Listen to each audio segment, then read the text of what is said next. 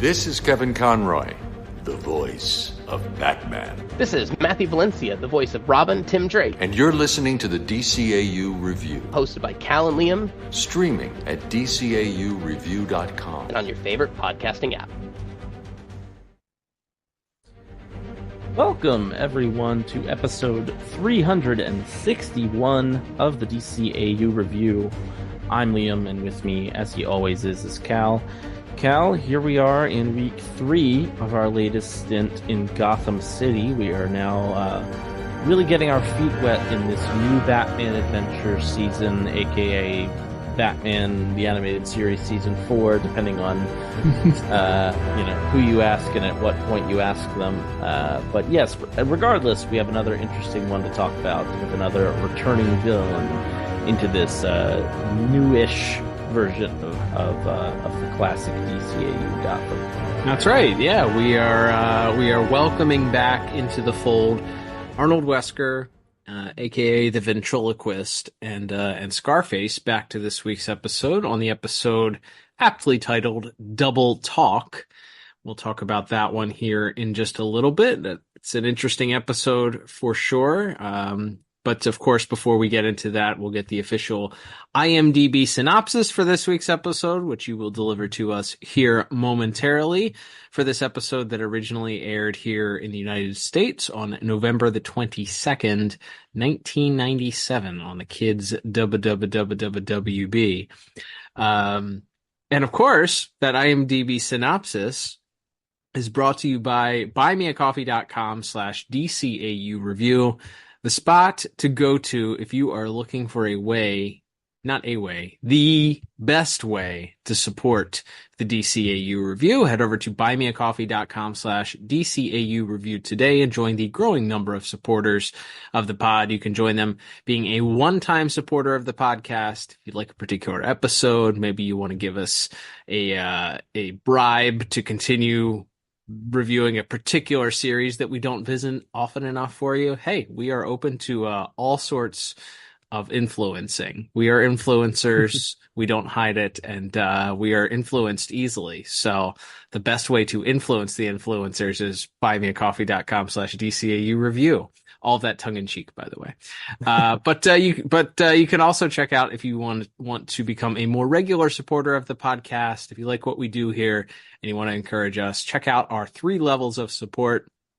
All 3 of them, 3 different tiers, have great perks that come with them. Of course, the top perk in the top tier is the Super Friend tier, and the top perk happens to be the option to send us a question each and every week about the episode that we'll be reviewing, and we'll answer it here on the air for you. So if you have a question, you can get yours in. If you want to hear our thoughts on something, it can be something as plain as an opinion on, going a different direction in the plot, or it could be something as off the wall, perhaps, as some of the questions that we've had in the past. Either way, we love them all.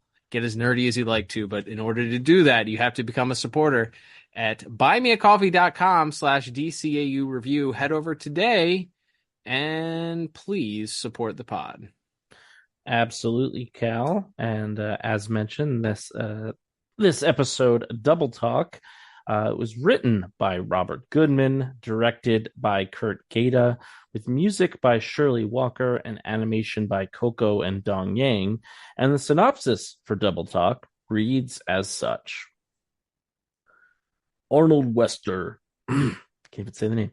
Arnold Wesker, the Ventriloquist, is released from Arkham Asylum, deemed a healthy man, only to discover that his alternate personality Scarface may still be struggling to return. All right, easy for me to say here, but yes, as we can break down our own plot synopsis here. IMDb not bad this week, a little wordy as I struggled through it, but it gets the job done to an extent. But yes, we'll get into our breakdown of the plot here, go a little bit more in depth as we open the episode. We see a little bit of a dream sequence starting with we get the establishing shot of Arkham Asylum. That didn't get a facelift for the new Batman Adventures, except the sky's permanently blood red now, as all Gotham City skies are. in the new Batman Adventures. But yes, we see Arnold is about to leave. We see him having this sort of dream sequence where he's being chased by a chest of some sort that is calling out to him with a very familiar voice, calling out for a dummy.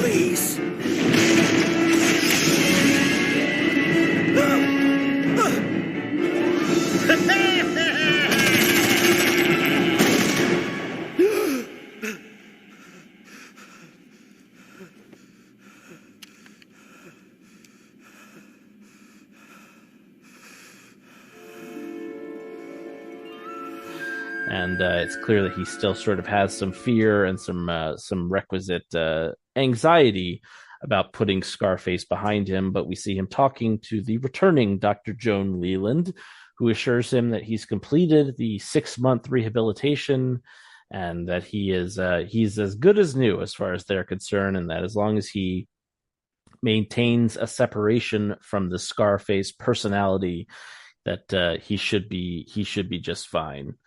And as we cut around, we see that Arnold has gets his own apartment, and we meet his landlord, who's very encouraging to him. We see that he's gotten a new job as well. Arnold even mentions to his landlord that it feels like perhaps he has a guardian angel looking out for him, as we see Batman literally outside his window. It isn't much, but it should help you get back on your feet. Here's where you report in the morning. You've been placed in the jobs program at Wayne Enterprises. After all the harm I've done, a new home, a second chance.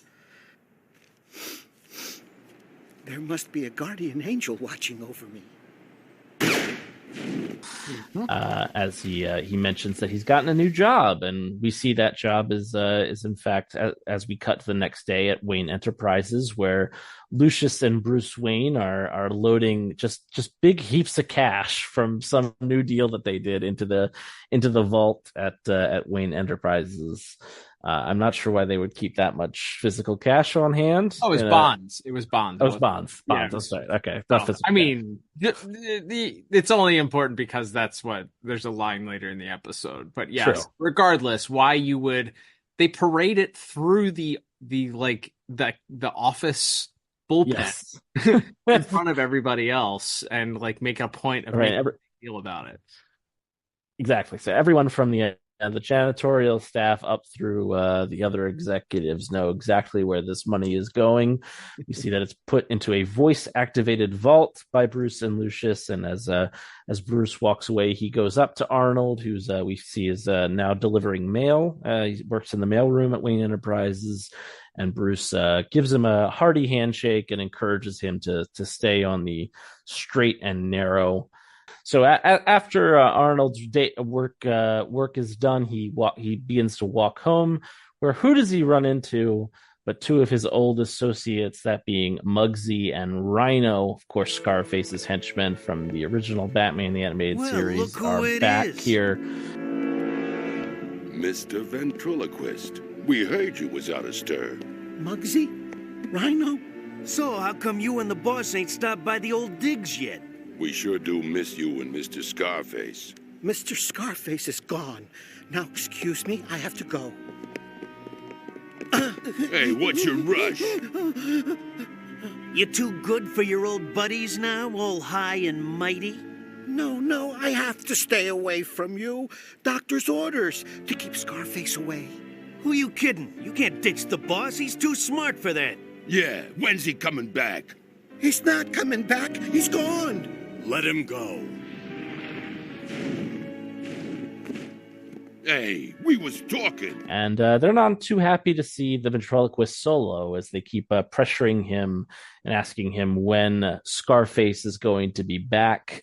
And when he tries to insist that Scarface is gone, they appear to be ready to physically try to persuade him to let Scarface out. And then, of course, Batman, who is never far from any big crimes happening in the city, arrives and engages in fisticuffs with Muggsy and Rhino, mostly with Rhino. Muggsy keeps getting hit the classic no look Batman hit a couple of times in that fight sequence, which is very funny. But he makes it clear, Batman makes it clear to Muggsy and Rhino that they should keep their distance and stay away as Wesker runs home, and he locks his door. He's ready to take a deep breath and perhaps calm himself down.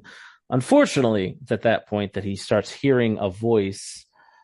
He hears Scarface's voice telling him, in fact, that he's on his way back and that he will see him again soon.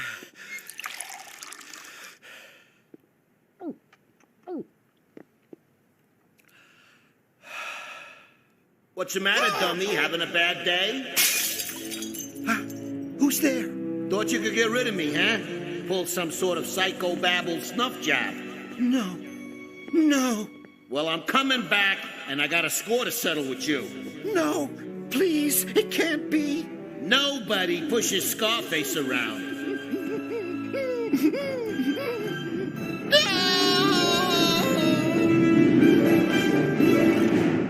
So the next day, we see Arnold trying to take a walk into the park, trying to clear his mind, and he seems like he's beginning to calm himself down.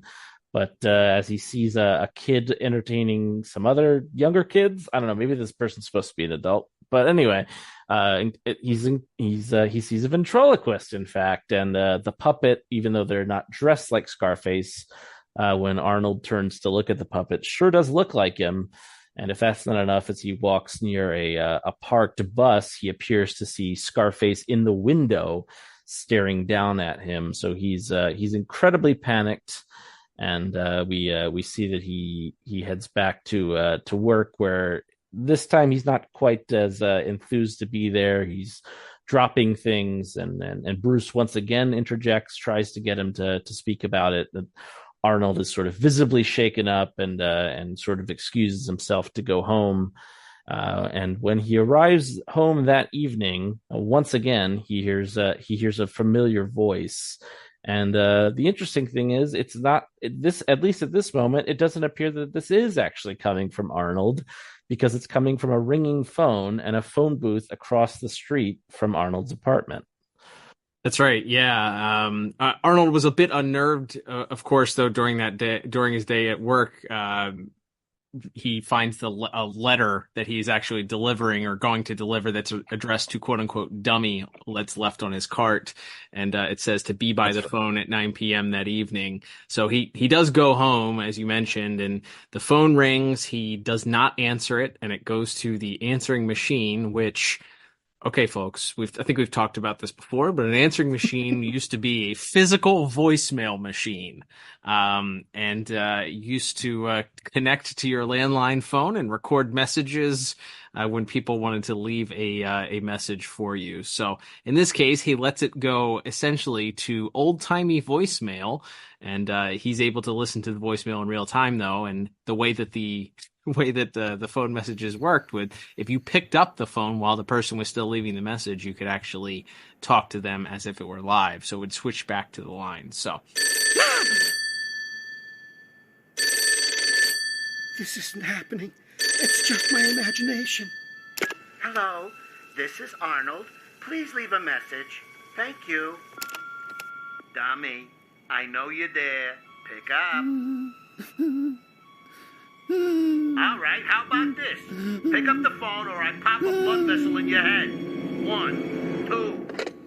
But you're gone. I'm cured. Cured? I ain't a case of the sniffles, dummy. And I don't roll over just 'cause some quack waves a $2 watch at me. Nobody pulls my strings, dummy. Especially not you. No, I don't want you back. You can't. Shut up! Did I ask your permission? I'm giving the orders here. But you're not real. No? Look across the street.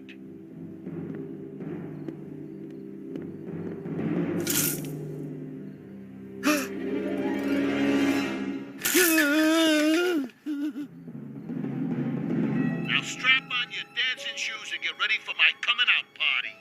You got that? Yes, sir, Mr. Scarface. That's better. So he picks up the phone and after some threatening, tells Arnold to look out his window and to look across the street because Arnold still isn't convinced that it is in fact Scarface because he says that he's gone. So he looks across the street and wouldn't you know, sitting in a phone booth. Do we need to explain what a phone booth is? It's the thing that Superman used to jump into and change his clothes, but it was a public phone on the street that you could put quarters in and make live phone calls from. Inside that phone booth appears to be in shadow none other than Scarface himself, who is making the call. And we see that Batman, we cut to the rooftop, and Batman is sitting there apparently, clearly based on Arnold's physical appearance at Wayne Manor or at Wayne Enterprises that day, had given Batman a clue to maybe keep an eye on Arnold.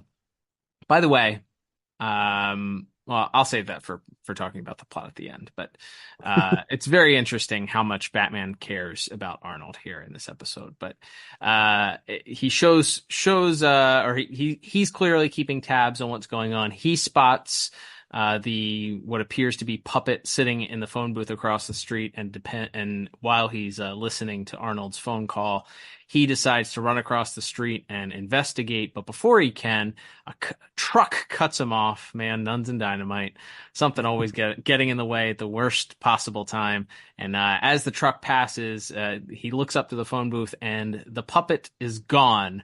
So Batman gives chase, knowing that there has to be some explanation to this. Chasing around the corner, he sees the Scarface puppet, or what appears to be the Scarface puppet, running on its own down the street, pulls out a Tommy gun, shoots it, starts shooting at Batman. And as Batman gives chase, he's able to chase the Scarface-looking doll into a warehouse that appears to be it's the place where all of Gotham's architecture is made here. We have gigantic statues and gargoyles and such inside this building. So Batman goes in to investigate. He seems to have located the Scarface, but he is knocked off the top of one of these statues in very dramatic fashion, falls down, and then the Scarface appears to chop one or use a hammer and a chisel to knock a portion of one of these statues onto top of Batman, but he's able to roll out of the way at the last second. So as the chaos ensues inside this statue factory, it does allow Scarface to escape. Batman is thankfully left uninjured, but Batman does have a recording of the voice that he was able to capture while listening into the phone call. So back at the Batcave, him and Batgirl are analyzing the voice, and they determine that while it sounds like Scarface, it is not Arnold's voice. Kind of a flashback, I guess, to the original Scarface episode, Read My Lips, where we analyzed the voices, and he was able to deduce that they sounded differently, but they were still coming from the same person, obviously. So a little shout out to that flashback in that Batman the Animated Series episode. Now strap on your dancing shoes and get ready for my coming out party. You got that? It sounds like Scarface, but it's not his voice. How could it be? Clearly someone's trying to drive Wesker mad. I found this speaker in his room. But why? Who on earth would want to torment that poor man? It's a short list. But Batman also reveals in his conversation with Batgirl there that while whoever this is sounds like Scarface, it certainly cannot be them, especially based on the fact that it's running around like a real human. He also says that in scoping out Arnold's apartment, he discovered a speaker in there. Batgirl and him are left scratching their chins, sort of trying to decide who on earth would be interested in torturing poor Arnold. And Batman says that the list is very short, but he kind of thinks he knows who's behind it. So we cut back to Arnold, poor Arnold, he's just trying to live a normal life. He's just been traumatized. He goes home, he unplugs his phone, he shuts all the curtains, shuts all the blinds, locks the doors, and decides to sit down on the couch, trying to use, I guess, some of his meditation skills to try and just calm himself down. He's sitting there very quietly, and the camera pans to his right, and what did you know it? Sitting there on the couch is the Scarface puppet. We hear the Scarface voice come out demanding that he put him on, and Scarface says that he's back and ready to continue where they picked up. We then cut to the hideout where Rhino and Muggsy are standing, and who should happen to break in through the front door but once again Arnold Wesker, sporting Scarface on his hand, and Scarface announces that he's back, baby.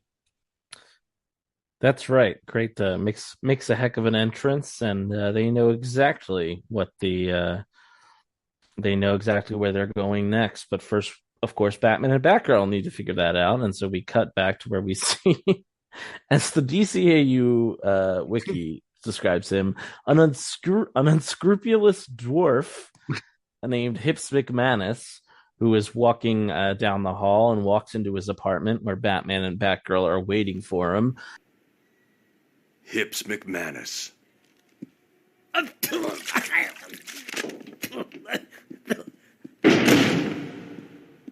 This is the guy who gave you the runaround last night?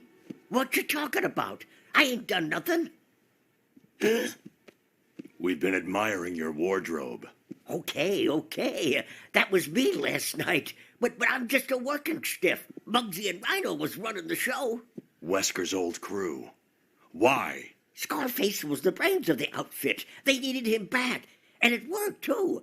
I hear they're pulling a job tonight. Where? As we discover, as Batman just pulls out a full Scarface costume out of his closet, revealing that the living doll that we saw that opened fire on Batman and who was harassing Arnold some nights earlier was apparently this man who had been put up to it, as we find out, by Muggsy and Rhino, who were anxious to get the gang back together. And thankfully, for reasons of pushing the plot forward, Hips McManus also happens to know that where they're going for their next big score now that the gang is all back together.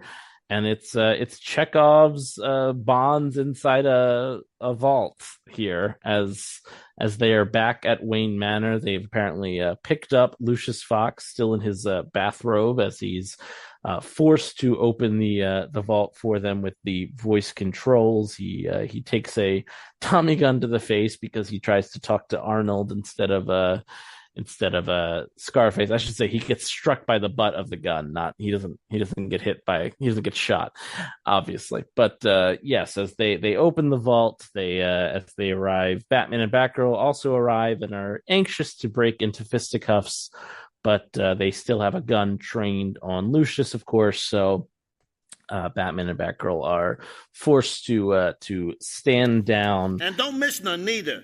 Them bonds is untraceable. Easy money. You're a genius, boss. After this payoff, it's smooth sailing.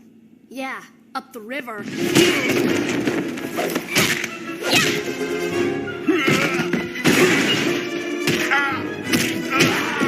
Freeze, bats! Or Foxy gets a dose of lead poisoning. Toss him in the box. Dummy, give me my backup. This here's what I brung along in case Foxy come down with lockjaw.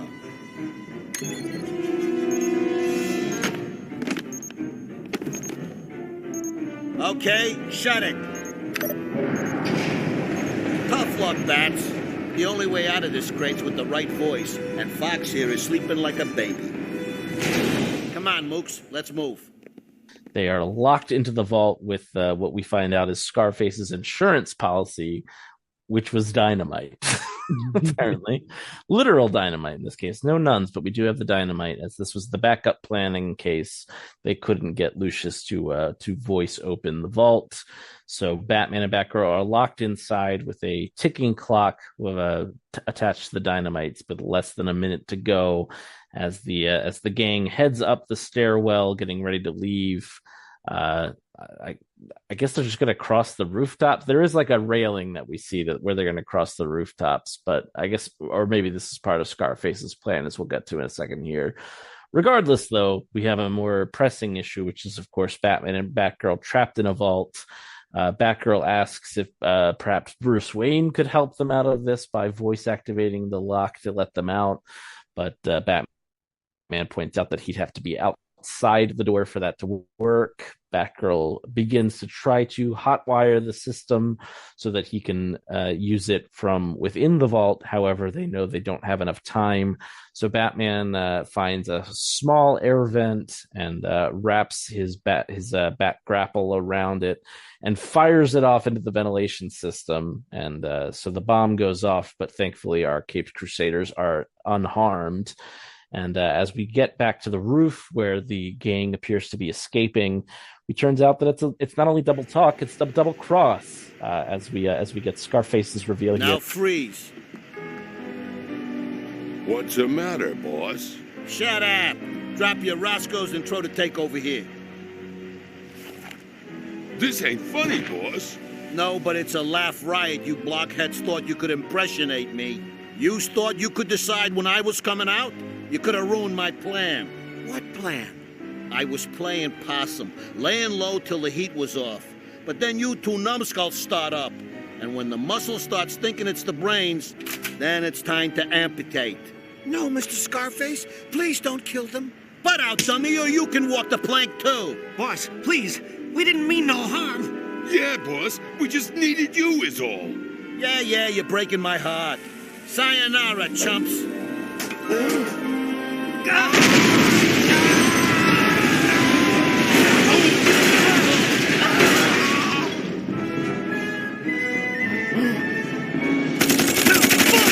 Mr. Ventriloquist, stop him!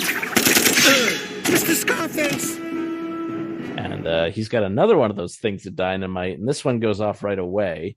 So it blows up the gangplank that they're walking on. So Muggsy and Rhino are hanging now precariously over the city skyline. Thankfully, Batman and Batgirl arrive there. Batgirl making sure to save Muggsy and Rhino from a fate worse than death.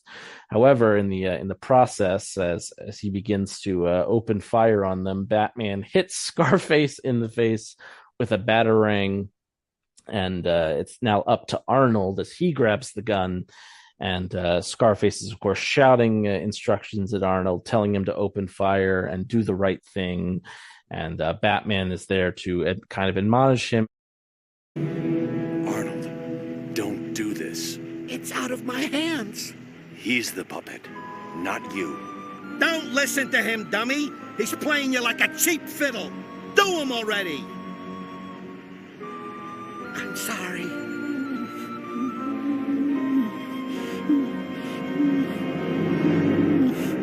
Come on, what are you waiting for? For once in your life, do something right. Yes.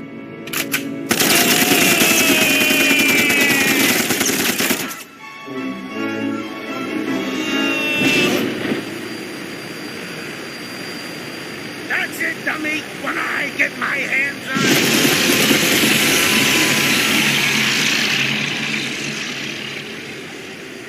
And as Scarface continues to yell out and tell him to do the right thing for once in his life, Arnold does just that as he opens fire on the puppet, as is tradition, as we talk about in anytime there's a puppet or a robot, it's going to get horrifically, violently destroyed. And this episode is it's no exception, as Arnold pumps Scarface full of lead, and then Scarface falls down and gets literally turned into sawdust by the giant industrial AC units below, the big fans that are blowing below. So the gang has been stopped, and no one except Scarface is apparently dead. We then cut back to the next to a little while down the line as we get a little epilogue, a little button for this one, as Arnold is talking to his landlord once again and informs him that not only is all's well that ends well, that he's had no more issues with Scarface or the rest of the gang, but he's even got his job back from Mr. Wayne. Mr. Wayne even gave me my job back. I'm so glad, Oni. Maybe now that you're back, you won't be such a stranger this time. Use the rec room. Sometimes it helps to be around others. I will. But for right now, I'm just looking forward to being by myself. And that's where we fade to black for this week's episode. So I gotta say, we talked the last couple of weeks, Cal, about how the villains had been kind of sanded down and smoothed out for the purposes of like a more straightforward action adventure kids show. I really enjoyed this one, on the other hand, because to me, this is the most depth that the Ventriloquist and Scarface by proxy have ever had in this show. And I quite enjoyed one. Just like I found myself really rooting for Arnold to not go back to crime, and then sort of the intricate ways in which he is set up, because it would have been easy to just have him, kind of descend into madness again. But the idea that he's actually literally being set up. There's a guy dressing like, there's a little person dressed like Scarface harassing him, and the two big goons he used to run around with are threatening him. It's like he's very almost literally pushed to the edge. By the time the puppet show is planted in his apartment, he's already so emotionally vulnerable that he kind of gives in that moment. And it is sad that he goes down that road. But I thought this is an example of, I think, this is what we want, right? This is it's a layered story, and it makes our villain very sympathetic. And then ultimately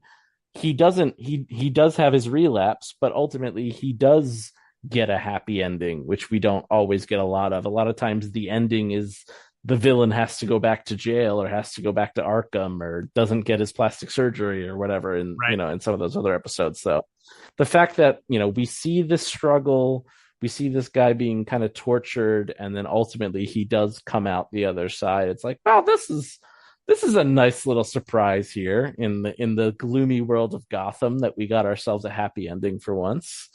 Yeah. There's a couple of really great things about this episode that I really liked, that I feel like kind of increased my score a little bit here. A couple of things that are very subtle. One that I mentioned right off the bat, or that I mentioned while we were doing our recap, and that I wanted to mention off the bat, is the fact that Bruce Wayne puts Arnold up in a apartment, gives him a job, and then keeps an eye on him to make sure, not because he thinks he's going to relapse and commit crime, but because he cares about him and he wants to see him do well. Take that, Redditors that hate Batman and say that he's a soulless man who pounds on the mentally ill. Like, this is one of the many examples here showing that Batman is kind. His ultimate goal, and the reason why he does not just simply snuff out and kill all of his villains, is because he truly does believe in the idea of justice and the ability for people to rehabilitate and to make better decisions. And in this episode, he is rewarded by that at the end. So it flash forward to the end here, where Scarface he's dropped the puppet. Scarface tells Arnold to pick up the gun. Arnold has the gun and is pointed it at Batman. Batman could have at any point disabled Arnold. Thrown a batarang, jumped across and knocked him out, whatever it was. But he exhibited that he had true faith that Arnold was he completely healed of his illness, and that he was in recovery, and that he was ready to give him that chance to prove it to himself. That he didn't have to step in and stop Arnold and force him to make the right decision. He had faith that Arnold was going to do that based on all of the work that Arnold clearly had put in Arkham, all of the circumstances that led up to Arnold borderline relapsing. And then he had the faith, and his faith is rewarded because Arnold does turn the gun on Scarface and ultimately does him in. And Bruce, guess what? No questions asked, gives him his job back at Wayne Enterprises. Like, rehires him despite the fact that he was out, that he was literally a part of trying to steal these bonds from Wayne Enterprises and likely caused the direct cause of millions of dollars of damage due to the giant dynamite that was exploded in and around the Wayne Enterprises building. So I love that. I love that this character at the beginning of the episode is found in a different point than when we saw him last. I guess maybe the Catwoman episode was the last Scarface episode. Yeah. And it's interesting because, of course, in every Scarface episode, he gets destroyed. I'm pretty sure, is that the episode where he's crying at the end when Catwoman drops him into the buzzsaw or starts the conveyor belt again? I think it is. Like, yes, he ends up crying at the end. And in this episode, once Scarface drops, like, he shoots the puppet with the gun, right? And then Scarface drops 100 feet and gets destroyed by the air conditioner or whatever it is, or the HVAC unit. There's no cut back to him crying or having any sort of guilt or anything about it. Like, he knows that he made the right decision. So I love that you have a parallel to where we left the villain. We see that he's learned, he's developed. Batman's faith is rewarded for that, and just some really, really great writing from Mr. Goodman. Just like, what tremendous way to make you feel sympathetic for this poor guy who is doing his best to try and rehabilitate, and the mitigating factors in and around him and the people that are kind of just unfortunately pressuring him into this. He falls off the wagon, so to speak, but then, you know, the people around him that care about him and love him, help him get back on the wagon, put him right back where he was, and give him, you know, another chance. It's great. It's a wonderful episode. There's some really neat things in the episode too. Like, there's not a lot of comedy in the episode, which is something I feel like we were used to. And I mean, there is a little bit of that when Scarface is fully back.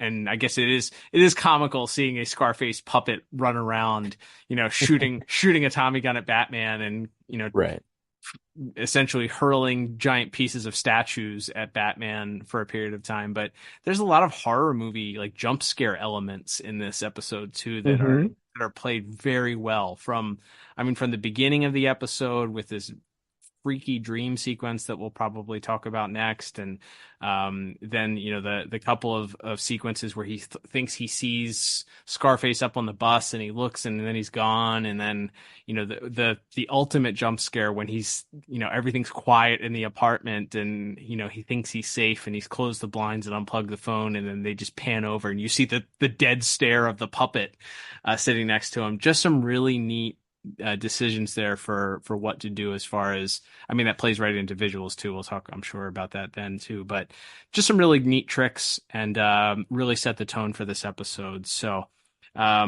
yeah, I think it's probably the best episode of the new Batman Adventures. I think it's hard to say. I mean, Holiday Nights is a classic, of course, but it's based on a previously existing work, and it's a holiday episode. So I feel like, you know, maybe you set that to the side and it's kind of its own thing.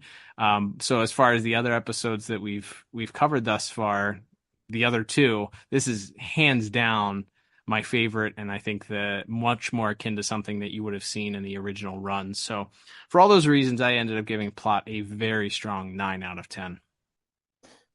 Nice. I love that. Yeah, I gave it an 8, so not much difference for me. But yeah, like I said, I love what you pointed out there, which is just the compassion and the way that, you know, I feel like where we see Bruce, say, by the time he's in Batman Beyond, as this old sort of jaded man, like that there is still something that made him care for Arnold at this point in his life. And he doesn't just, you know, help him as Batman, like you said. He helps him, you know, he puts his fortune and his influence, you know, to work as Bruce Wayne to try to give this guy every chance to to be on the straight and narrow. And so I love that aspect of it, and I love, like I said, I like the idea. And again, it does, I think you mentioned horror movies, like, yeah, there is something where it almost feels like, and I think that's something they even talked about, they maybe toyed with at one point of maybe what if Scarface was some sort of like haunted, there was some kind of spirit inside the puppet, and it was a separate guy that was embodying this puppet or whatever. So playing with that in an interesting way where it almost does feel like it's completely separate from him, and especially once he calls him on the phone, you go, well, like, he can't throw his voice across the street to a to a phone booth and call himself. So like, what is going on here? When you see the puppet get up and run away from Batman, you're like, what is happening here? So it really kind of puts you on your toes as to what exactly is going on in the episode. So I think it unravels in an interesting way. And then, yes, like you said, that kind of hopeful ending where all is right with the world. Arnold makes the right decision for himself. He's not forced into it.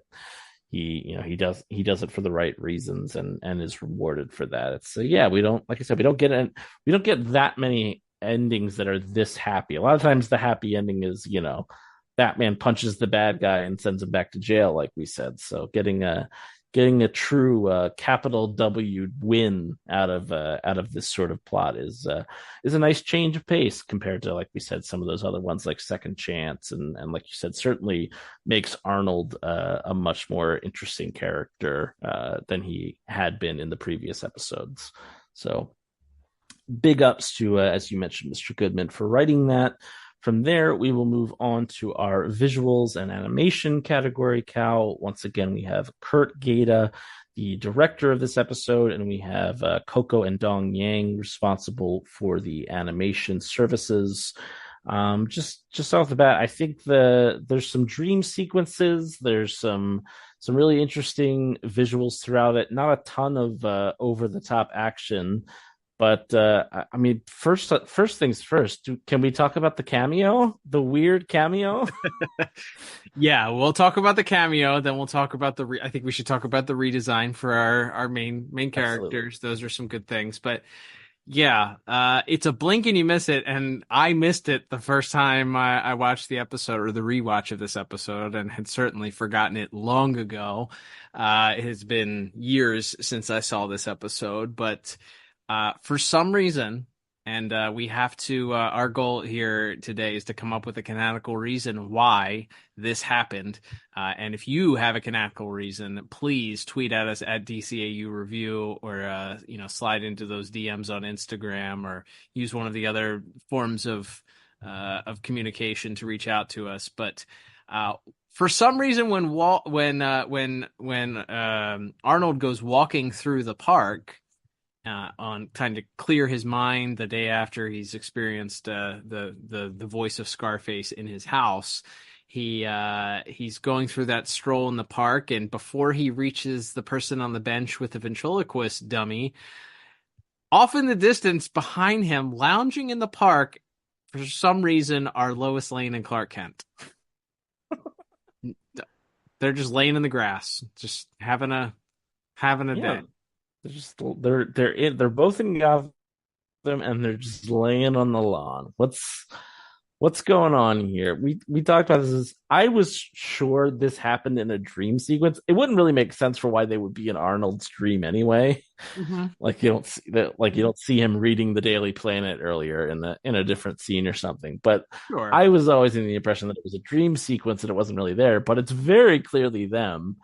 And they're just in Gotham for the day. I don't know. I guess they were writing some sort of story and stopped to have lunch at the park. I don't.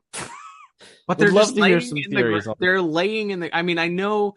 Let's just say that this was an homage to Central Park. People in New York do that sort of thing, I'm sure, during their work day. If it's a nice day outside, you go to Central Park and you sit in the grass. But they're not sitting on a blanket either. They're just like in their full Clark's got his jacket off at least. Maybe he's sitting on his jacket. I don't know, but they are Lois is in her purple shirt and white skirt and just kind of laying down in the grass next to Clark, and he's sitting there just kind of leaning up against a bush or something. I don't know. Very, very odd reason. So I think my theory is that they were doing some investigative reporting, maybe to a follow up to the Lex, and well, no, this probably would have been before that, right? This, I don't know when World's Finest takes place in comparison to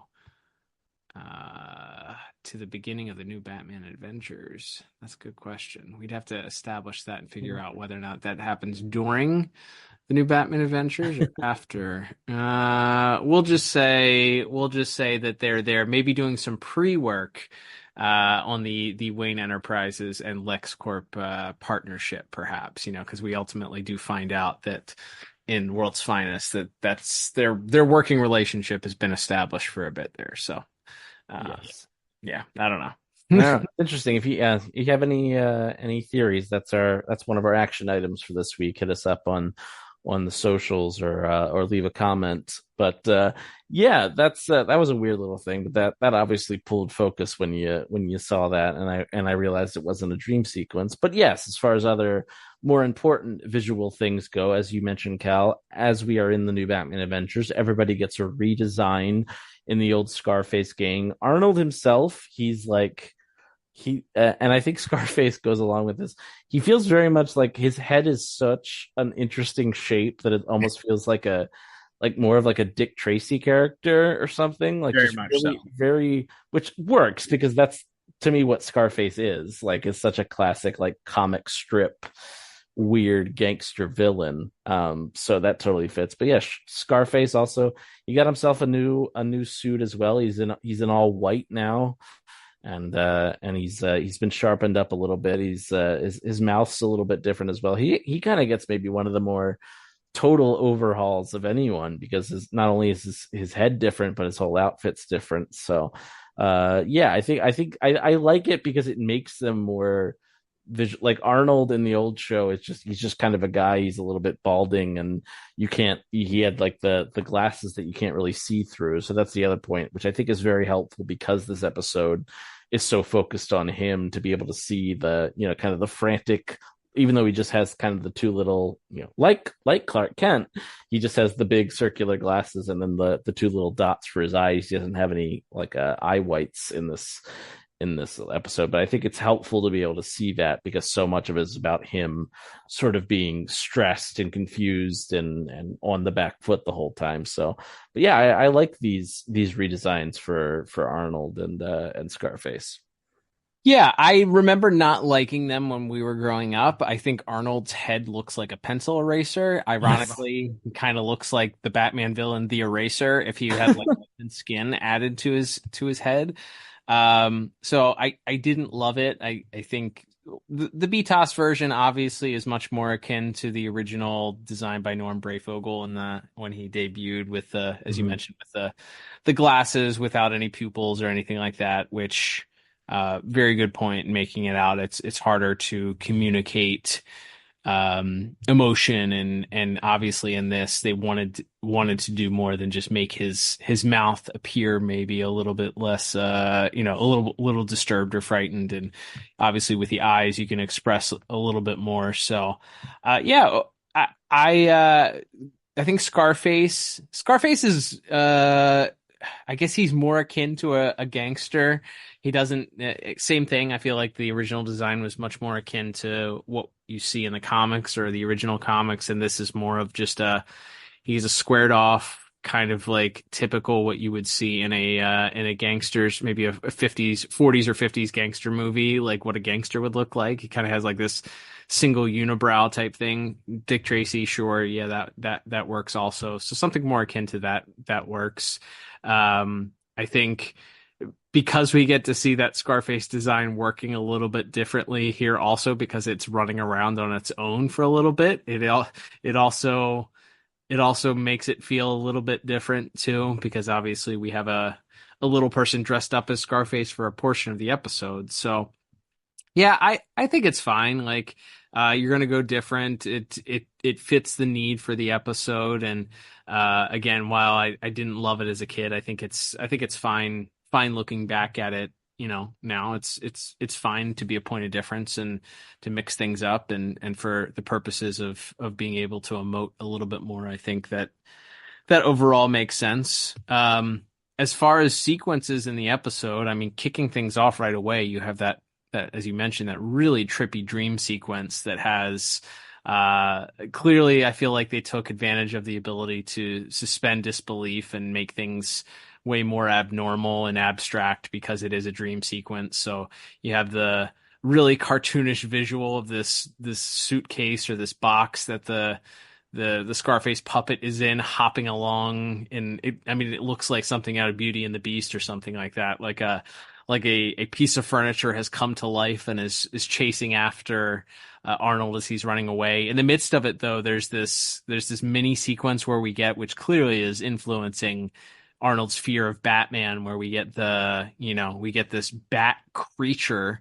that's like a hybrid human bat sort of come out, and it's got these scary, terrifying eyes, and it almost reminds me of that image that Jonathan Crane sees in Nothing to Fear at the end when he's attacked. He's got his own he's attacked by his own fear toxin. He sees this vision of Batman of being this like gargoyle, goblin type bat creature. Very, very, very terrifying. Would not want that anywhere near my dreams.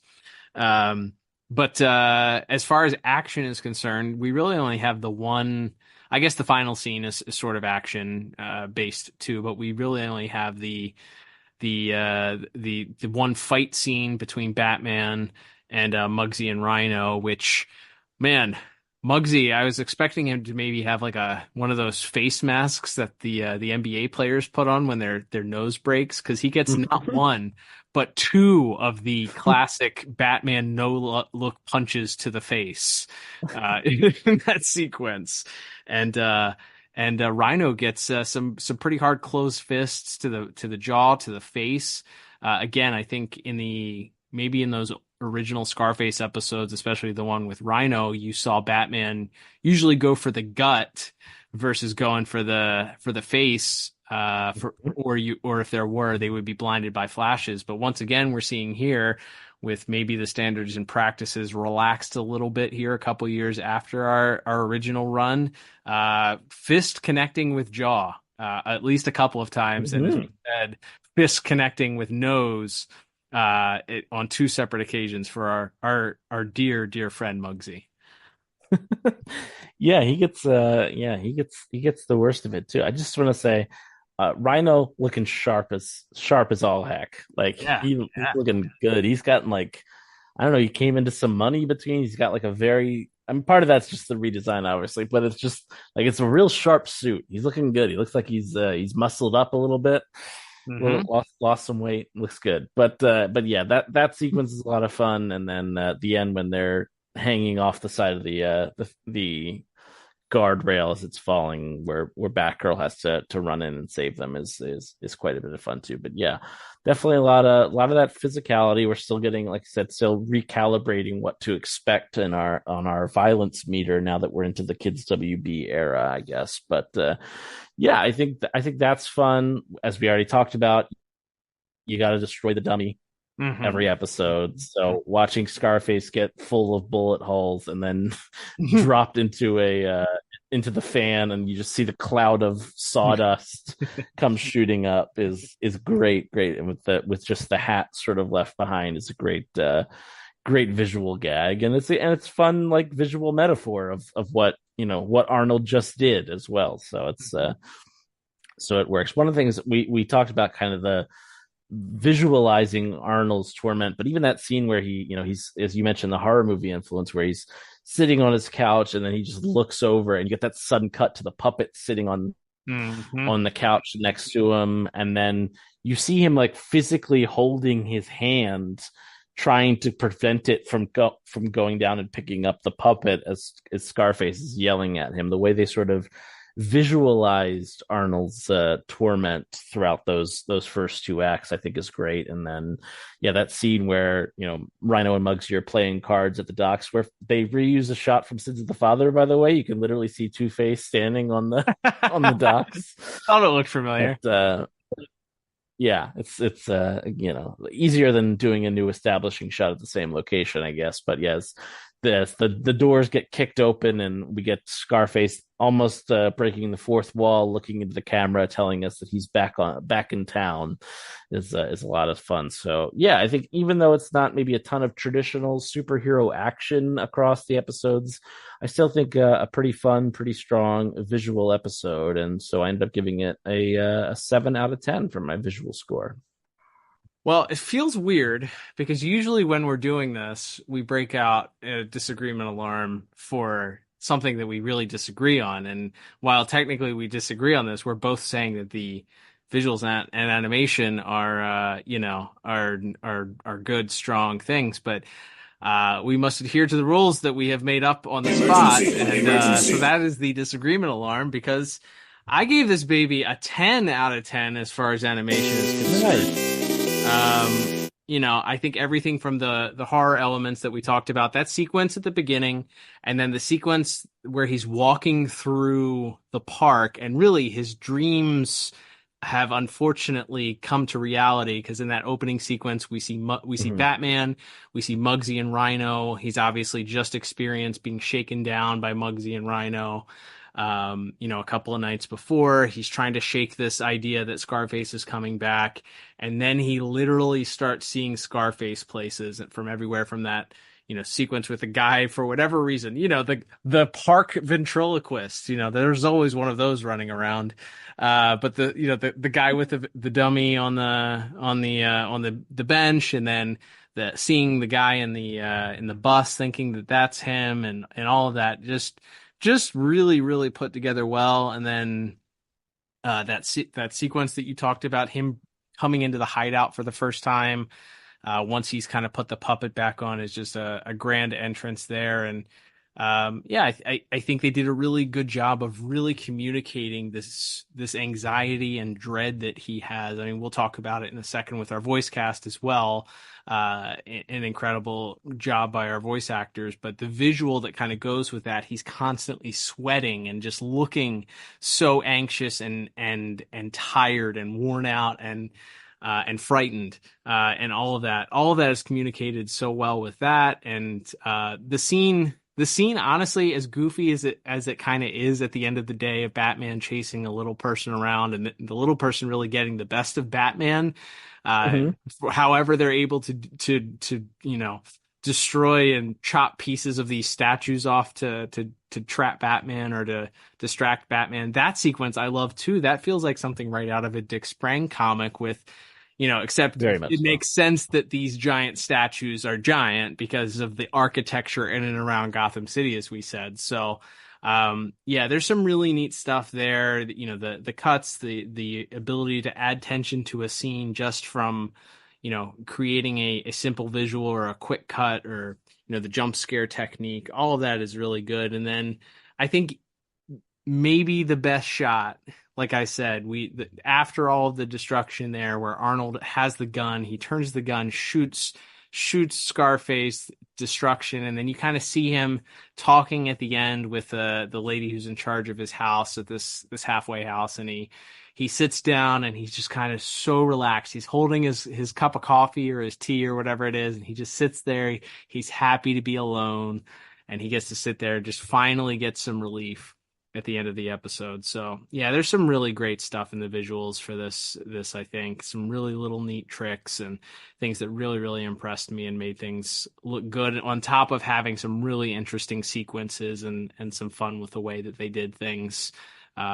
With Silhouette too was used in that fight between Batman and Muggsy and Rhino. There's a shot where Arnold is just standing back kind of terrified, and you see Batman punching Rhino in Silhouette that's kind of blocking, like the shadows are cast on top of Arnold. Some really neat stuff. So yeah, really strong scores. Still good scores for both of us, but the strongest score for me. Absolutely, that's awesome. I love you going back for this. It's a great choice.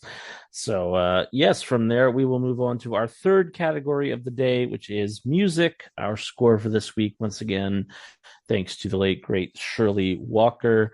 It's interesting. I couldn't, off the top of my head, remember if there was like a classic, like a Scarface theme in those previous episodes. I remember some like jazzier music in the first one, but interesting. We get this kind of like interesting. We do kind of get a refrain. I wouldn't say so much it's a Scarface theme. It's more of an Arnold theme that comes in right at the start when he's having that first dream sequence, and then kind of comes in a few more times when Scarface is kind of rearing his ugly head, and then you hear it one last time right before Arnold turns the gun onto Scarface at the end there. So there is kind of a musical motif for Arnold, if not for both of them in this one.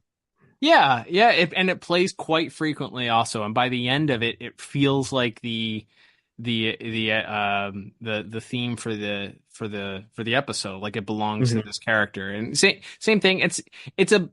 It's not all that different, I think, because of the instrument choices. It's a flute or some sort of woodwind instrument that plays like the main melody, so it's not all that different than the Two-Face theme, I guess. Yes, but it certainly has its own. It's a different melody. It has a life of its own. And the interesting thing is that it starts out at the beginning of the episode, as you said, playing in that dream sequence, and then as the voice of Scarface comes in and begins kind of taunting him, and as that dream sequence progresses, it kind of intensifies and then shuts off. But then it itself is kind of the signal that something is afoot or something isn't right, which leads you as the viewer to know whether it's the sequence where Arnold begins hearing the voice, or he sits there and the puppet is there, and you get the jump scare sort of clash of all the the loud clang of all the instruments at once, or but then that theme again plays in, and then when he walks into the hideout the first time, it's much louder and more intense. And as you said, it's brought in once again at the end, as Batman is calling out to Arnold to make the choice and reminding him that that he's not the puppet, that Scarface is the puppet. And it kind of plays a little bit more triumphantly when he turns the gun and destroys Scarface. So yeah, it's solid throughout. You do get the Shirley Walker Batman theme once or twice. That's played in kind of more of a more subtle tune, but it's mainly that refrain of that Scarface theme that sticks out for the most of it. There's of course some scene setting music, and I would say it has more of a tense feel to it when they're breaking into the vault, and ultimately when Batman and Batgirl get thrown into the vault and locked in with the dynamite. But it's certainly that refrain for me that stuck out with the Scarface theme. And again, very strong. I love it. It clearly sets the tone right at the beginning and plays throughout, letting you know that this is the theme for this particular character. And kind of sets the feeling of just, it's unnerving almost, like the piece itself just kind of gives you this uneasy feeling, which I like, because it kind of has this meandering quality to the way that the woodwind goes up and down. So for all those reasons, I gave a very strong 8 out of 10 for my music here. So not a lot of variety, but I feel like that one piece that plays in and through it, again, we're talking about throwing it back to an episode that would have fit right into Batman the Animated Series. This one, you could hear that theme over a title card and then really set the tone there for the rest of the episode. Yeah, absolutely. I think that's a great way to describe it. Yeah, I ended up giving it a 7 out of 10 for my music score. I just think it's a very strong. Like I said, it does heavily rely on that one theme. You get a little bit of the Batman theme mixed in during the chase sequence where he's chasing the little person dressed up as Scarface. But yeah, it is kind of this one refrain that carries us through. But I think that totally works for the episode. And like you said, kind of the way it definitely did. I think you point out that it matched or had a similar motif perhaps to the Two-Face theme we hear in the original animated series. But I think that works really well for what we're going through with Arnold in this episode. So yeah, very good job by Ms. Walker, unsurprisingly. So we will move on to our final category here this week, Cal, which of course is voice acting, and some interesting names and kind of a fun wrinkle to a couple of our voice actors this week. Yeah, that's right. So I guess kicking things off, we'll start with the voice of our little person that was afoot trying to or that was hired to bring about the return of Scarface. That was Hips McManus, played by Billy Barty. So interesting thing about Mr. Barty, this is his only DCAU role, and unfortunately passed away in 2000. But Mr. Barty himself was a little person, so we made sure to cast somebody in that role that was authentic to the role. He was apparently, according to his Wikipedia page, he was a very strong activist for people that with dwarfism, and he founded something called the Little People of America organization in 1957. But he worked alongside Mickey Rooney in some famous shorts, comedy shorts from him, and he was active from 1930 all the way up to 2001. So posthumously had a role after that. So he was in a lot of movies and a lot of famous things there. He was also in a lot of television stuff.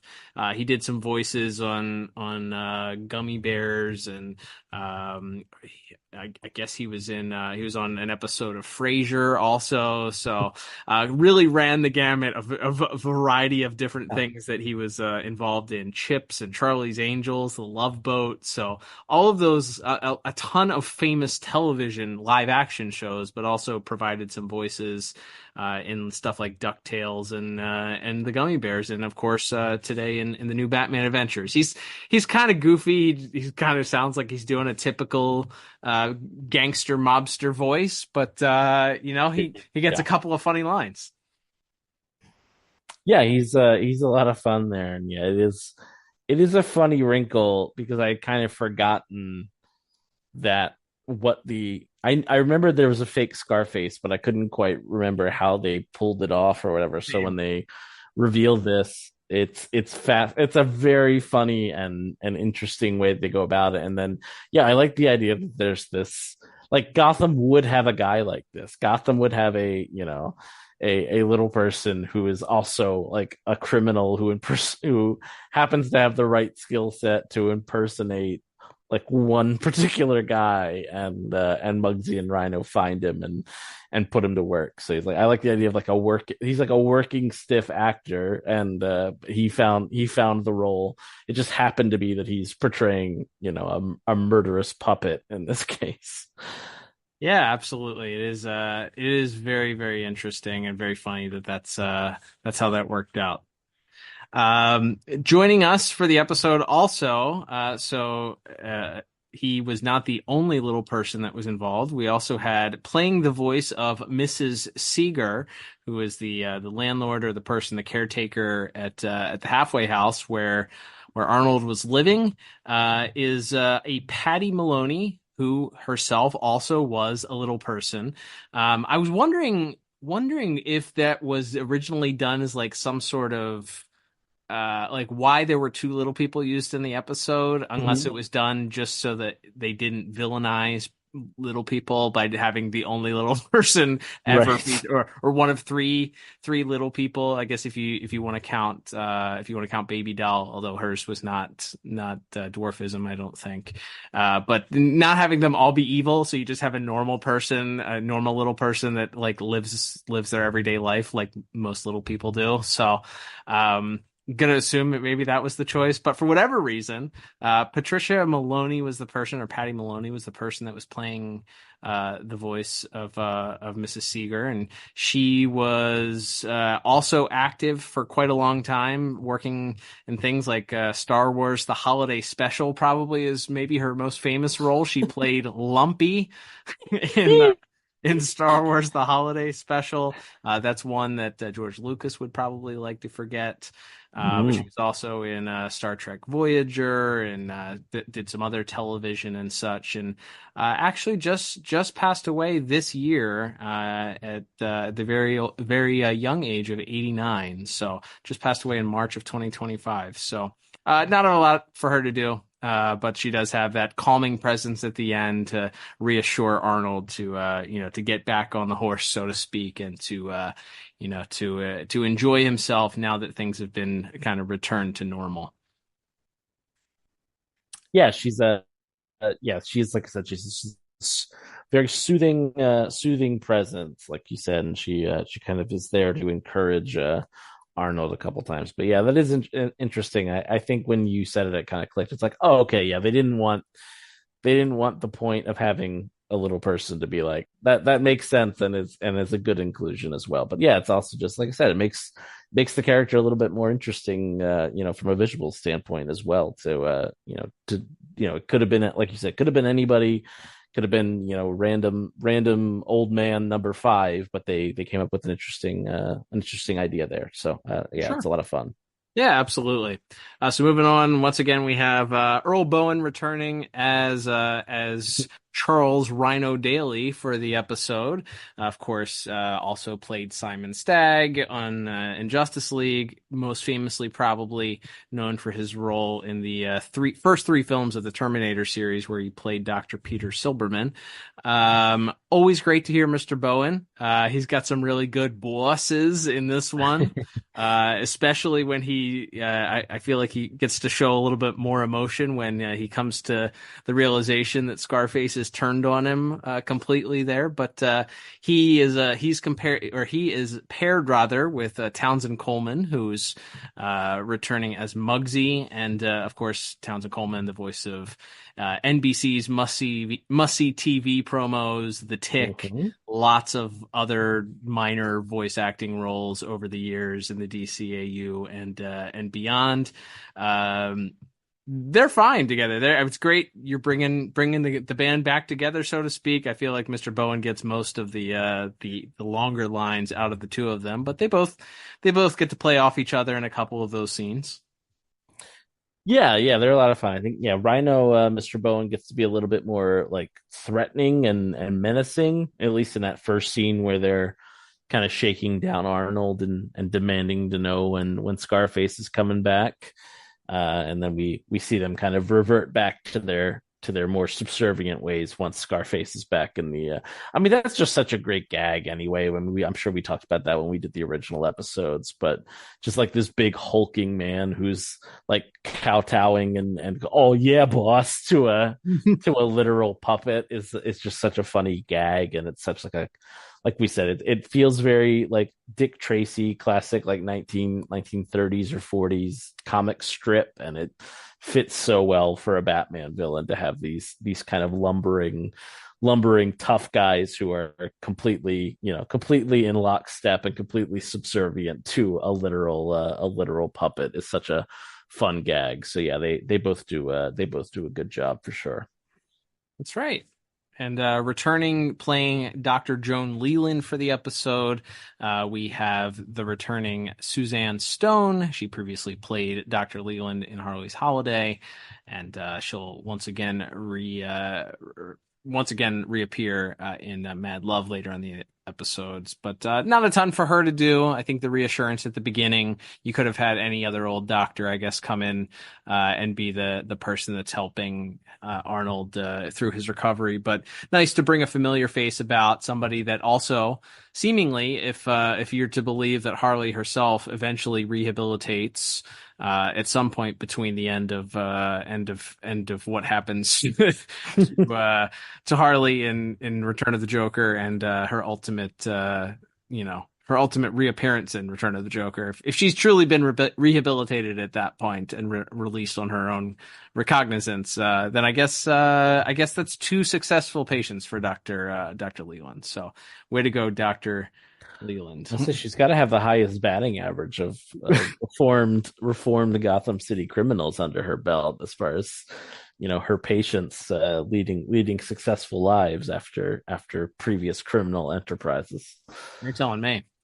A recast here. We have Mel Winkler, who's voicing Lucius Fox here. Mr. Winkler previously did appear in the DCAU, and he was Commissioner Henderson in the Feeding Time episode of Superman the Animated Series.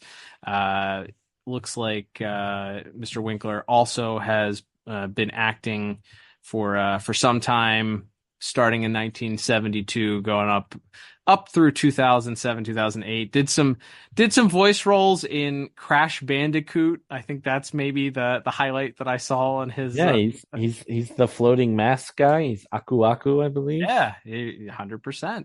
So I mean, that's what he'll always forever be known as versus Lucius Fox. But yeah, it's he's replacing Brock Peters, who I think had passed away, or maybe was not in good health. It looks like Mr. Peters passed away in 2005, but he's got a little bit deeper a voice, a little bit more character to it. I think Mr. Peters, I feel like, had a more of a smooth type of almost akin to the same type of voice that Kevin Conroy would do for Bruce Wayne. It was very smooth, very debonair, very high uppity, and I feel like Mr. Winkler's voice is maybe just a little bit more gruff, has a little bit more edge to it, a little bit more akin to something that we would see from a hardened CEO, or somebody that's been working in this world for a very long time and is maybe just sick of it at this point. But yeah, he doesn't have a ton either. Not a lot of dialogue from him, but a fine job, and certainly wasn't jarring to hear. It was obvious. I mean, it was a different voice, but it wasn't jarring, and didn't think it was a bad performance to replace. Absolutely. Then we have, we'll cover our heroes here. So we have Tara Cherendorf, also known as Tara Strong, voicing Batgirl in this episode. And then we have Kevin Conroy, of course, playing Batman and Bruce Wayne. I think Tara has far less dialogue in this. She has some exposition in the middle, obviously, as they're trying to piece together the what's going on with who's targeting Arnold, and then she has some dialogue about trying to rig the vault so that Bruce can open it. But that's mainly her call for this week. Obviously, Kevin Conroy gets a little bit more Bruce Wayne, I feel like, in this episode, dialogue wise, than he does Batman. But maybe it's 50-50. But yeah, there's some good stuff from Mr. Conroy also. I feel like really the scenes that he shines through are the ones where he is trying to be kind while also still having that detective hat on and trying to understand. Like, he's clearly observing that Arnold may be struggling a little bit. He's not feeling as confident. He's trying to encourage him, and then so he goes up and makes a point at welcoming him. And then the next day, when Arnold is even more unnerved and continues to unravel, he tries to speak with him, tries to interject, but is clearly, even more unnerved at that point. So yeah, there's some good stuff from Kevin Conroy, but I feel like they obviously, our heroes, more or less take the back seat this week.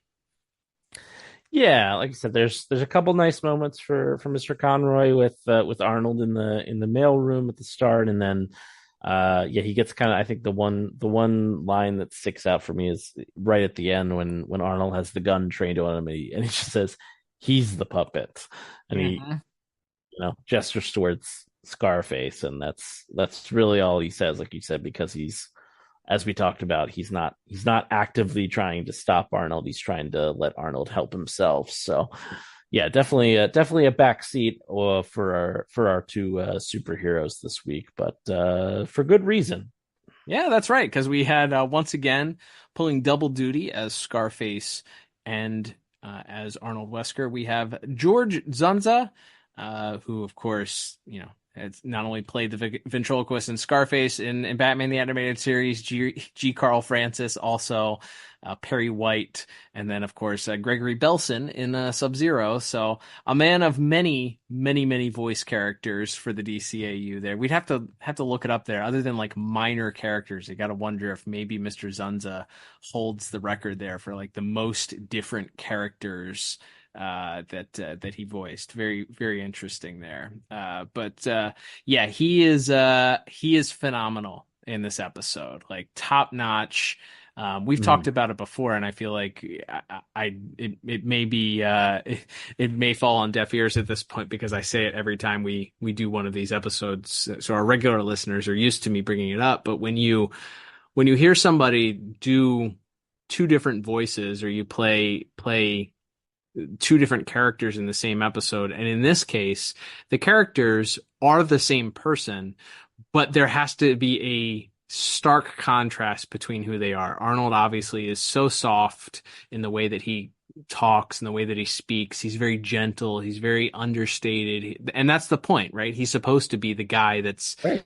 The weaker of the two personalities that live inside of him. He's the gentle, the fairer personality. Meanwhile, Scarface is this over the top, gruff, scruff, gangster guy that doesn't speak, perfect English, and that is demeaning and that is demonstrative. And despite his diminutive size, is supposed to be this hulking type of personality that just overpowers everybody in the room and makes even his biggest, strongest, tallest goon feel weak when he's talked to, So the fact that Mr. Zunza is able to perfectly balance both of those, I feel like, is a testament. Obviously, this isn't the first go round for these characters, but anytime you get the opportunity to hear it, it's always super impressive. You're differentiating both of these characters. The characters are talking to themselves at certain times.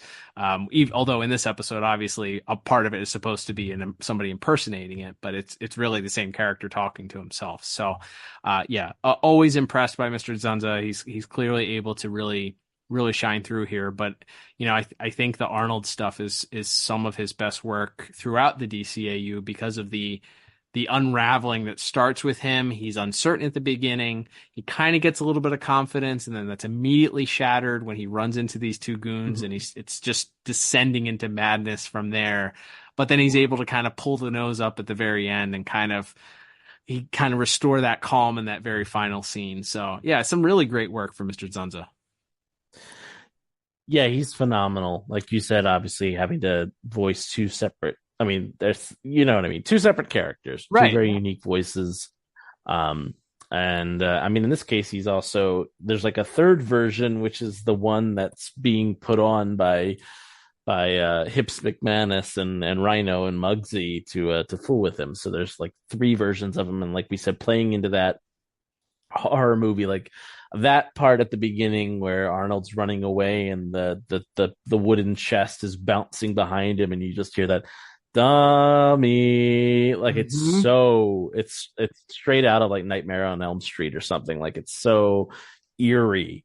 Like, and the idea again, for all that we just talked about, the comedy of someone like Rhino, being scared and subservient of Scarface, but it feels haunting and ominous when you just hear him off in the distance, or you hear Arnold hears the voice and you don't quite know what it's coming from, and then he cuts to the puppet sitting on the couch next to him. Like as much as in the previous appearances, there's so much comedy that comes out of those characters for good reason. It's a funny, wacky, gimmick for a villain to have, but the way that it's played, much more straight and much more frightening, I think, for Arnold to kind of descend back into that world after clawing his way out is really, really phenomenal work from Mr. Zunza, no doubt. So I think his work really carries this. I think everybody else does a fine job, but he's truly great in this one, and I ended up settling on a 9 out of 10 for my voice acting score. Yeah, I gave it the same exact score, 9 out of 10. It's I hit my favorite line that he does with Scarface is when he says to when he's finally turned the tables on Muggsy and Rhino, and he says, when the muscle starts thinking it's the brain, it's time to amputate. I was like, That's what a gang. I mean, tremendous writing, obviously, from our so, writers, but the delivery, it's like, okay, you could hear Tony Soprano giving that line. You could give any 100%. classic gangster mob boss like that line. When the muscle starts thinking it's the brain, it's time to amputate. Like, just what a line, and the delivery that he gives, while simultaneously doing like the panicked Arnold Wesker that responds. He's like, "No, Mr. Scarface, don't kill him." And then he responds again, "Butt out, or I'm going to make you walk the plank too." Which, obviously they're walking this little pathway across the buildings there. Yeah, it just incredible. Really, really solid stuff, and always impressed to hear Mr. Zunza, doing multiple voices. But these I think are the tip top of the upper echelon of his ability here. So great stuff. No surprise, great big scores from both of us. Absolutely. And so I believe that will bring us to our final scores here, Cal, and tallying everything up. I have a final score, a respectable 31 out of 40 for my final score. Well, I think we were different in every single category except the last one, and we obviously had that big difference, a 3-point difference that brought out our disagreement alarm. So my final score, coming up with a total here, I end up with a very strong 36 out of 40. Ooh. Yeah, so we have this is a top pick. Yes. When it comes to our episodes now, officially it's canon, top pick area. Yeah, absolutely. I mean, that just speaks to it. And it's good to make sure the disagreement alarm isn't gathering too much dust. We don't get to use it that often. So glad we got to dust it off at least once this week. But yeah, I think as far as rewatchability goes, I think this is kind of standalone as far as the new Batman Adventures episodes go. We don't get another Arnold and Scarface, but I think that's for good reason, because you give him a happy ending at the end. Right. To bring him back would kind of, where have we heard this before? Literally last week when we talked about Mr. Freeze, to bring him back, you run the risk of cheapening, the good work you did in this episode. So I think it's great because it is kind of, it feels like a period on the ventriloquist character. And maybe he does I know there are comics and other things where Scarface comes back, but maybe we just, pretend those don't exist. And we just do Arnold gets his happy ending here. And this is kind of our period or exclamation point on the end of Scarface and the ventriloquist here. I like to think about that. So it's not a super consequential episode, but it's a good one, and it's a fun one. And like we said, not that many like optimistic, hopeful endings in this series. So we got to take them where we find them. Hey, that's fair. Yeah, I think this is must watch. I think it's really fun. It's a good bookend also, even if you discount his appearances in Trial or Lock Up. Yeah, like his appearances or the catwalk. Why can't I ever remember the name of that catwalk? Catwalk, that's right.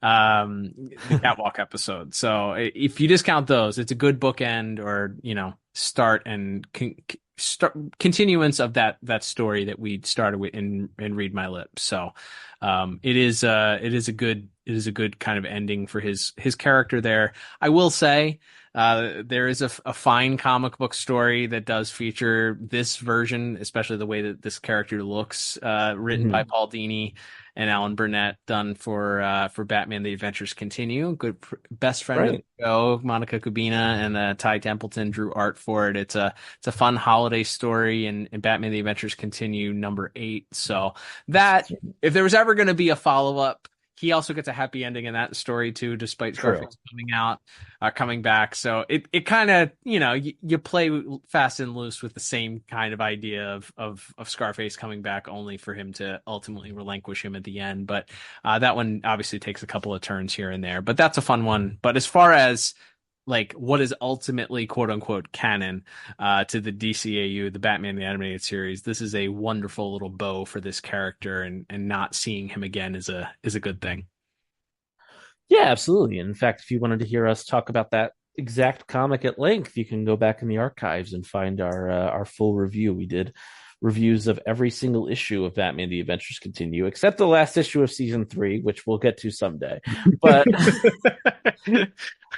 yes, we had not forgotten about that. He said. To no one in particular. I just remembered it just now, so I want to hold ourselves to account. That'll come someday. Maybe the last 2 episodes of the podcast will be that, and then epilogue. Perfect. I love it. But yes, as we thank you everyone for listening as we begin to wrap up here. Once again, we appreciate your support, however you choose to do that. As mentioned, the best way to do that is, of course, at buymeacoffee.com/DCAU review. As Cal mentioned, there are some fun perks depending on the level that you subscribe at. You can also give us a one-time donation there. But as mentioned, for that top tier perk, anyone who subscribes there and wishes to can ask us a question, which we will read out and answer on the show. And I believe our friend Zach once again has a question for us this week. Is that right, Cal? That's right. And if you want to join Zach at the super friend level, head over to buymeacoffee.com/DCAU review. And you too will get your opportunity to ask a question and hear the answer on the show perhaps next week. But this week, as you mentioned, Zach says, my question for this episode is, how would you have both felt about it if somehow the Scarface dummy really was alive and the personality had separated from Arnold? I'm going to not go down the rabbit hole of trying to figure out how that would have happened, Zach. Great question. I'm just going to say, dummy's alive, well, magic, whatever. It's right. He's a real boy. Something like somebody wished upon a star, and now he's a real boy. I think we see later on in this show what happens when you have you already have somebody that kind of has a character that's set up the way that they are, and then you add this weird wrinkle to it. Speaking, I'm talking about specifically about Two-Face, and we ultimately see what happens next to him in this series, which I love that episode growing up. I can't wait to see whether or not I still like it or not, or care for it at some point. But spoiler alert, we give him another personality, and that personality then interacts with the other 2 personalities of Two-Face, and suddenly he's not Two-Face no more. Suddenly he's Three-Face. I don't know, 3 personalities. I think you start messing with that type of stuff, and you start to remove some of the magic or the interest of in the foundation that you set up for your character. So what we know about Arnold, he's not a bad guy. This split personality that he has is the bad guy, and in a weird way, it humanizes him, because you can make that puppet any sort of vice or things that people desperately want to be rid of, that constantly overtakes their lives and they have no control over, and begins controlling them, and they seek help for it, and they finally get it. At no point, if you were going to say, I don't know, drugs, alcohol, gambling, whatever it is, that physically doesn't become its own thing and become come alive on its own and start living its own life. It is an inanimate object in which you need assistance, kind of overpowering. So I like the idea that Scarface is kind of a stand-in for addiction versus being a real personality. So if it was something that came to life and was like a horror movie of like a Chucky doll running around or something like that, I don't think it would be as interesting, or I don't think we'd be talking about this episode being in the top pick section, in my opinion, at least. Yeah, absolutely. It's one of those things, kind of what we talked about last week, I think, with Mr. Freeze. It's like, is it an interesting exercise to be like, could we find a way to make it where it's a separate entity and it's not in Arnold's head. Like, again, maybe in like in a horror movie you go down that route, but I think the broken psyche of Arnold and his fight to overcome it in this episode, it is more interesting that, you know, that he's just being set up. So yeah, like could it be interesting to have Scarface be his own separate thing? And we even talked about that, I think, when we had Dan Rebo on the show and talked about, you know, some of the visual gags they would do to almost kind of intimate that at times. Like could it be fun? Could it be interesting? Yeah. But I also think, yeah, maybe we're reinventing the wheel if we go down that road. So I think I would keep it as is for sure. But we always, as always, we thank Zach and all of our supporters there on Buy Me a Coffee. Great question, and look forward to hearing more questions in the future. Some other great ways you could support us on the show here. A free way to do it is, of course, to head to our socials at DCAU Review on everything. Instagram and Twitter/X are the sites where you'll have the easiest time reaching us, though we will eventually get back to you if you hit us up on Threads or Facebook or Blue Sky. You can hit us up there as well. And there's also, of course, our merch store. There's links in the description there. You go pick yourself up a hat or a mug or something, another financial way to support us. And speaking of free ways to support us, we would appreciate if you went on YouTube and subscribed to our new YouTube channel. We're flying solo now. We're picking up some new subscribers, but just want to continue to have a place for that show to air on there, on that platform for folks. And even if you're not a usual YouTube listener for your podcast, we would appreciate you just going up and subscribing to the channel. We're putting up shorts and some other things as well there, trying to make it a little bit more interesting than just posting up the weekly episodes. However you choose to support us, we always do appreciate it. You can also leave a review on any podcast app that you use that allows you to give us 5 stars, all that good stuff. However you choose to support us, we do appreciate it, Cal. And as we look towards the end of this week and look forward to one more week, we are going to be talking about the new Batman adventures again next week. But in a little bit of a different way, as we will be in lieu of another regular review next week, we have a new interview that will be dropping next week. That's right, Liam. We are taking a break, as you mentioned. We're going to call it a bonus episode next week for our 4th Saturday of the month, but we're not deviating from the general theme of the month.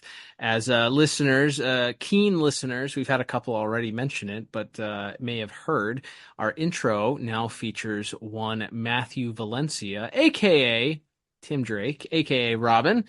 And Matthew was kind enough to join us to talk all about everything from how he got into the acting business, some really fun stories about how he kind of owed his at least part of his career to his grandmother, and then subsequently his mom and dad also being big supporters of his, how it's a family business, and how even his brother was also active in child acting. And so we learn a little bit about perhaps you could put it, Liam, the secrets of his past and how he came to be as Robin the Boy Wonder, ultimately leading to his casting. A really fun story about how he learned about being cast as Robin, his first voice recording opportunity, which was for the episode Holiday Night. So you'll remember that featured quite the ensemble cast, including maybe the 2 biggest voice actors in all of the DCAU, being Kevin Conroy and Mark Hamill.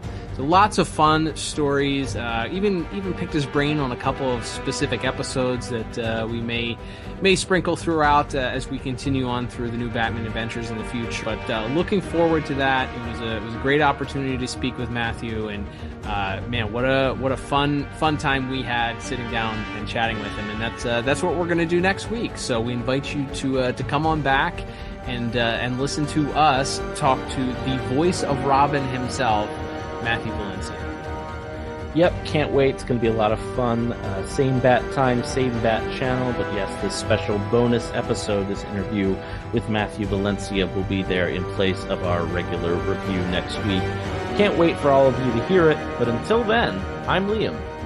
And I'm Cal. And we'll talk to you on the next episode of the DCAU Review. Bye-bye.